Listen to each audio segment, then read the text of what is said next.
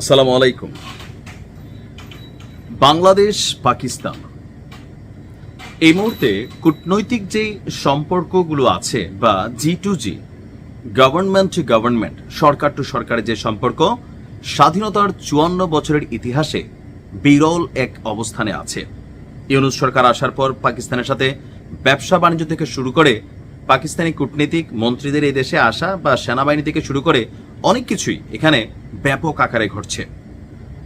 এর মাঝখানে নতুন করে যে আলোচনা আছে সেটা হচ্ছে পাকিস্তান সেনাবাহিনীর জয়েন্ট চিফস অফ স্টাফ কমিটির যিনি চেয়ারম্যান আছেন জেনারেল শাহির শামদাদ মির্জা, তিনি এই মুহূর্তে বাংলাদেশে অবস্থান করছেন। কি করছেন? তার সাথে আবার সাক্ষাৎ করেছেন বাংলাদেশ সেনাবাহিনীর quarter master general lieutenant general Mohammad Faizur Rahman. দুইজনই দুই দেশকে প্রতিনিধিত্ব করা সামরিক সংস্থাগুলোর খুবই ঊর্ধ্বতন লেভেলের কর্মকর্তা। এর মাঝখানে গতকালকে পাকিস্তানের সম্ভবত বাণিজ্য মন্ত্রী আবার বাংলাদেশে আসছেন, ব্যবসা বাণিজ্যের দ্বারটা আরো একটু প্রসার করতে চাচ্ছেন।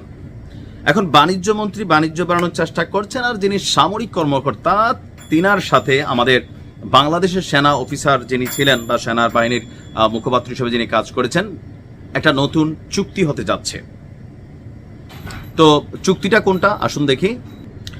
পাকিস্তানের ISPR তারা বলছে যে দুই সামরিক নেতা, বাংলাদেশ এবং পাকিস্তানের দুই ঊর্ধ্বতন সামরিক নেতা আঞ্চলিক নিরাপত্তা পরিস্থিতি নিয়ে আলোচনা করেন। এই মুহূর্তে এশিয়া জুড়ে উত্তেজনা আছে, তবে পাকিস্তানের সাথে আমাদের কোনো সীমানা নেই। আঞ্চলিক নিরাপত্তা এখন কোনটা সেখানে মিন করা হয়েছে আমি বুঝি নাই, তবে যেহেতু একই আমরা একটা জোনাল এরিয়া মানে এশিয়া, তো সেদিক থেকে হয়তো হইতে পারে। এবং প্রতিরক্ষা ও নিরাপত্তা ক্ষেত্রে দ্বিপাক্ষিক সহযোগিতা, পাকিস্তানেরও প্রতিরক্ষা, বাংলাদেশের প্রতিরক্ষা, বাংলাদেশেরও নিরাপত্তা, পাকিস্তানের নিরাপত্তা, এখানে অনেক ধরনের জঙ্গি গোষ্ঠী কাজ করে, নানান ধরনের কিন্তু অ্যাক্টিভিটিস ঘটে। তো এক্ষেত্রেও দ্বিপাক্ষিক সহযোগিতা আরো জোরদার করার ব্যাপারে আপনার একমত হয়েছে, মানে পাকিস্তান এবং বাংলাদেশ একমত হয়েছে। জেনারেল মির্জা পাকিস্তান এবং বাংলাদেশের মধ্যে সম্পর্ক ক্রমেই উন্নতির দিকে যাচ্ছে বলে উল্লেখ করেন। এটা সত্য। আওয়ামী লীগ সরকার থাকাকালীন ভারতের সাথে যে সম্পর্ক ছিল, ইউনূস সরকার আসার পরে অধিকাংশ ক্ষেত্রে আমরা পাকিস্তানের সাথে বিভিন্নভাবে এই সম্পর্ককে উন্নতির কিন্তু ধাপগুলো দেখতে পাচ্ছি, রাজনৈতিক, সামরিক, কূটনৈতিক। আবার যেমন বাংলাদেশের অনেক কূটনীতিকরা তারা পাকিস্তান যেতে এখন আর নাকি ভিসাই লাগবে না, পাকিস্তানও নতুন সুযোগ সুবিধা দিচ্ছে বাংলাদেশের জন্য।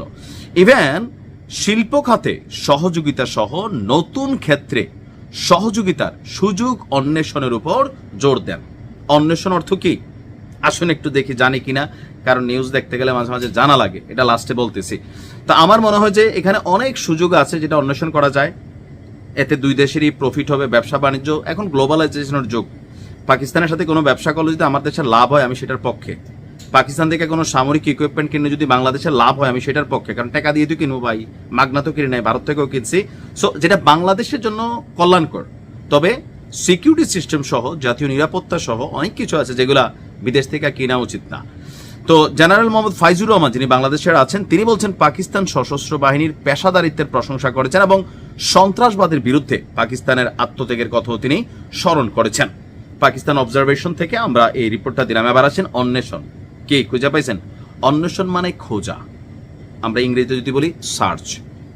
তো যাই হোক, এক দেশের সাথে ভালোবাসা থাকতে হবে, আরেক দেশের সাথে ঘৃণা থাকতে হবে। পাকিস্তানের যে অ্যাক্টিভিটিস 1971 সেটা আজীবন ঘৃণা থাকবে, তবে ব্যবসা বাণিজ্য দ্বিপাক্ষিক সহযোগিতা যেখানে বাংলাদেশের প্রফিট হবে কোনো গোষ্ঠীর না, বাংলাদেশের, সেই ক্ষেত্রে ক্যারি অন।